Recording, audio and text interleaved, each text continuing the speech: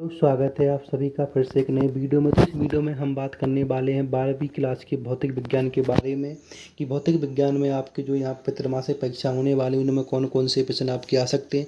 वो सारे के सारे प्रश्नों की बात इस वीडियो में करने वाला हूँ। तो वीडियो को आपको लास्ट तक देखना है और चैनल पर पहली बार आए तो चैनल को आपको सब्सक्राइब कर लेना। चलो चलते बिना टाइम वेस्ट करते हुए अपने प्रश्नों की कि कौन कौन से इसमें प्रश्न आ सकते हैं। इसमें से वही प्रश्न बताने वाला हूँ जो आपके पेपर के लिए इंपॉर्टेंट है। तो इन प्रश्न को आपको अच्छे से याद करके जाना है।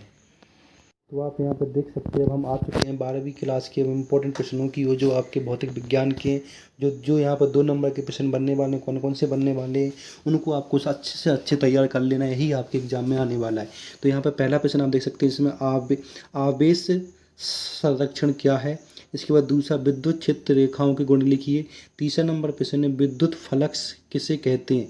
तो इन प्रश्नों को आपको तैयार कर लेना है जो प्रश्न इसमें मैंने बताए हैं। इसके बाद नेक्स्ट प्रश्न की ओर चलते हैं। नेक्स्ट प्रश्न कौन कौन से आपके इसमें आ सकते हैं। इसके बाद प्रश्न नंबर हम आ जाते हैं 4 में कि 4 वाले प्रश्न में विद्युत द्विध्रुव किसे कहते हैं। इसको तैयार कर लेना है। प्रश्न नंबर 5 में 1 कूलम आवेश को परिभाषित कीजिए। प्रश्न नंबर 6 में आवेश का क्वांटीकरण किसे कहते हैं। प्रश्न नंबर 7 में पृथ्वी के विभव को शून्य क्यों माना जाता है। प्रश्न नंबर 8 किसी चालक की विद्युत धारिता से आप क्या समझते हैं। प्रश्न नंबर 9 विद्युत विभव क्या है और विद्युत विभव को परिभाषित कीजिए।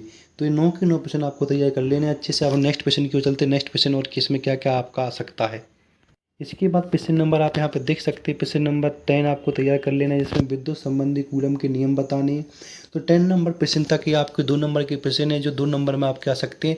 तो इन 2 नंबर वाले प्रश्न को आपको अच्छे से तैयार कर लेना है 10 नंबर तक। ठीक है, 10 नंबर वाला प्रश्न है जिसमें विद्युत संबंधी कूलम के नियम बताए गए। तो इनको आपको अच्छे से तैयार कर लेना है। इनमें से वही प्रश्न बताने वाला हूँ जो आपके पेपर में आने वाले हैं। इनके अलावा कोई अदर प्रश्न नहीं बताऊँगा।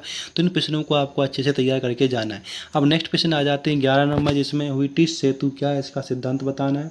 ठीक है, 11 प्रश्न नंबर 12 में ओम का नियम क्या है इसको ये बहुत इंपॉर्टेंट है आईएमपी इसको आपको याद करके जाना है। प्रश्न नंबर 13 में विद्युत शक्ति किसे कहते हैं इसका ऐसा ही मात्रक बताना है। इसके बाद प्रश्न नंबर 14 देखिए 14 नंबर प्रश्न में विद्युत धारा से क्या तात्पर्य और समझाइए और ऐसा ही मात्रक लिखिए। इसके बाद प्रश्न नंबर आपका यहाँ पे 15 आ जाता है जिसमें लिखा हुआ है गतिशीलता से आप क्या समझते हैं।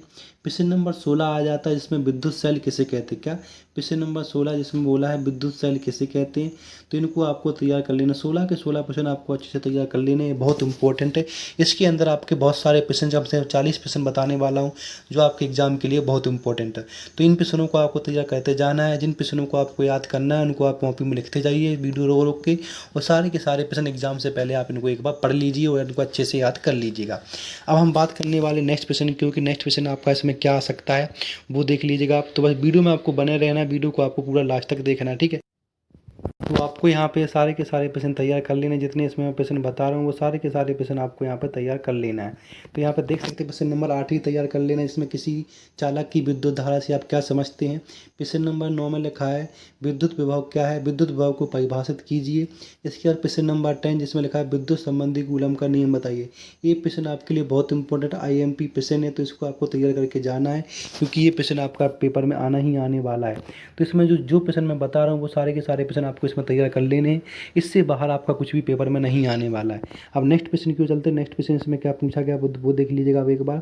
तो 9 के 9 प्रश्न तैयार करें। इसके बाद प्रश्न नंबर आप 11 देख सकते हैं। 11 में क्या पूछा गया है। 11 में पूछा गया है कि व्हिटिज सेतु क्या है इसका सिद्धांत बताइए। ओम का नियम क्या, ये भी बहुत इंपॉर्टेंट है आपके पेपर की दृष्टि तो इसको आपको एकदम तैयार करके जाना है। ठीक है, इसके बाद प्रश्न नंबर 13 इसमें विद्युत शक्ति किसे कहते हैं इसका ऐसा ही मात्रक बताना है। इसके बाद प्रश्न नंबर 14 जिसमें विद्युत धारा से आप क्या समझते हैं और इसको समझाइए और इसका ऐसा ही मात्रक भी बताना है। तो ये जो प्रश्न मैं बताऊँ ये सिर्फ 2 नंबर वाले प्रश्न बताऊँ तो इनको आपको अच्छे से तैयार करके जाना। 2 नंबर 4 नंबर 5 नंबर के प्रश्न है इनको आपको अच्छे से तैयार करके जाना है। अब प्रश्न नंबर 15 की बात कर ले तो प्रश्न नंबर 15 में बोल रखा है गतिशीलता से आप क्या समझते हैं। क्या इसमें लिखा है गतिशीलता से आप क्या समझते हैं। विद्युत सेल किसे कहते हैं। क्या विद्युत सेल किसे कहते हैं और इसमें गतिशीलता से आप क्या समझते हैं। इन दोनों के दोनों प्रश्नों को आपको तैयार कर लेना है। ये इनकी परिभाषा बतानी है। तो इनमें परिभाषाएं आपकी जरूर आ सकती है पेपर में तो इनको आपको अच्छे से तैयार करके जाना है। अब हम बात करने वाले प्रश्न नंबर 17 की जिसमें प्रश्न नंबर 17 में बोला गया है प्रतिरोध ताप गुणांक किसे कहते हैं? क्या? प्रतिरोध ताप गुणांक किसे कहते हैं? इसका मात्रक बताइए। प्रतिरोध का मात्रक ही बताना, इसका गुणांक ही बताना। इसके बाद प्रश्न नंबर आपका 18 आ जाता है, जो बहुत इंपॉर्टेंट है, जिसमें एम्पियर का पारमितीय नियम बताना है। ये आपकी पेपर की दृष्टि से बहुत इंपॉर्टेंट, तो इसको आपको अच्छे से तैयार करके जाना है। इसके बाद प्रश्न नंबर 19 आ जाता है। प्रश्न नंबर 19 में क्या पूछा गया? प्रश्न नंबर 19 से पूछा गया है, चुंबकीय क्षेत्र रेखाओं के 2 गुण लिखिए। क्या? चुंबकीय क्षेत्र रेखाओं के 2 गुण लिखिए, इसको तैयार कर लेना है आपको। इसके बाद प्रश्न नंबर 20 देख लीजिएगा। प्रश्न नंबर 20 भी आपको तैयार कर लेना है, जिसमें पूछा गया है आमीटर और वोल्ट मीटर में क्या अंतर लिखना। तो ये भी अंतर आपका पेपर में आ सकता है, इसको आपको तैयार कर लेना है। अब हम चलते हैं प्रश्न नंबर 21 में। प्रश्न नंबर 21 में पूछा गया है कि बायो-सैवर्ट का नियम लिखिए। ये नियम बहुत इंपॉर्टेंट है, इसको आपको अच्छे से तैयार करके जाना है। बायो-सैवर्ट का नियम क्या है, तो इसको आपको अच्छे से तैयार करके जाना है, ठीक है। इसके बाद हम नेक्स्ट प्रश्न की ओर चलते हैं। नेक्स्ट प्रश्न आपका इसमें आ जाता है 22 नंबर प्रश्न। तो 22 नंबर पे तो 21 प्रश्न तैयार कर लेना है। और भी प्रश्न इसमें कम से कम 40-45 प्रश्न है, वो सारे के सारे आपको इसमें वीडियो में बताने वाला हूँ। तो वीडियो को आपको लास्ट तक देखना है, और चैनल पर पहली बार आए हो तो चैनल को सब्सक्राइब कर लेना, बेल आइकन दबाएं, जिससे आपके पास सबसे पहले नोटिफिकेशन आ सके। अब हम बात करने वाले प्रश्न नंबर 21 की। तो प्रश्न नंबर 21 की ओर चलते हैं। प्रश्न नंबर 21 में क्या क्या पूछा गया है? तो प्रश्न नंबर 21 आपका यहाँ पे हो चुका है। प्रश्न नंबर 22 की बात करेंगे। प्रश्न नंबर 22 से पूछा गया है चुंबकीय क्षेत्र रेखाओं के 2 गुण लिखने। क्या? चुंबकीय क्षेत्र रेखाओं के 2 गुण लिखिए। तो चुंबकीय क्षेत्र की रेखाओं के 2 गुणों को आपको तैयार कर लेना। प्रश्न नंबर 22 भी बता दिया गया है, प्रश्न नंबर 21 भी मैंने बता दिया है, 20 भी, 19 भी, 18 भी। तो सारे के सारे प्रश्नों को आपको अच्छे से तैयार कर लेना है, और इनको आपको याद करके जाना है। पेपर से पहले एक बार इसको आप जरूर देख के जाइएगा, फिर उसके बाद देखिए मत देखिए, बट पेपर से पहले एक बार जरूर देख के जाइए। इसके बाद प्रश्न नंबर आपका यहाँ पर 23 आ जाता है, चुंबकीय संबंधी गास नियम क्या है? ये बहुत इंपॉर्टेंट है। इसके बाद प्रश्न नंबर 24, जिसमें लिखा शांट किसे कहते हैं? शांट के मान हेतु आवश्यक व्यंजक स्थापित कीजिए। ये दोनों के दोनों प्रश्न 23 और 24 बहुत इंपॉर्टेंट प्रश्न है, तो इनको आपको तैयार करके जाना है। अब प्रश्न नंबर नेक्स्ट और चलते, प्रश्न नंबर 25 को चलते। प्रश्न नंबर 25 में क्या पूछा गया है, वो भी इसमें आप देख लीजिएगा एक बार। तो प्रश्न नंबर 25 में पूछा गया आपका अनुचुंबकीय, प्रतिचुंबकीय तथा लोह चुंबकीय पदार्थों के 2 उदाहरण बताने, इनके 2 उदाहरण लिखने। इसके बाद प्रश्न नंबर 26 में चुंबकत्व के अंतर्गत कूलम के व्युत्क्रम का नियम लिखिए। चुंबकत्व के अंतर्गत कूलम के व्युत्क्रम का नियम लिखना है। प्रश्न नंबर 27 में बोला है विद्युत चुम्बकीय प्रेरण किसे कहते हैं? तो इनको आपको अच्छे से तैयार कर लेना है। इसमें वही बताने वाला हूँ जो आपके पेपर में एकदम आने वाला है, तो इनको आप अच्छे से तैयार करके जाइएगा। इसके अलावा कुछ मत पढ़ना, पेपर से पहले बस सिर्फ आप इन्हीं को पढ़ के चले जाना, बस इन्हीं से आपका इसमें काम हो जाएगा। प्रश्न नंबर 28 देखिए, जिसमें लिखा फेरेट के विद्युत चुम्बकीय प्रेरण संबंधी नियम।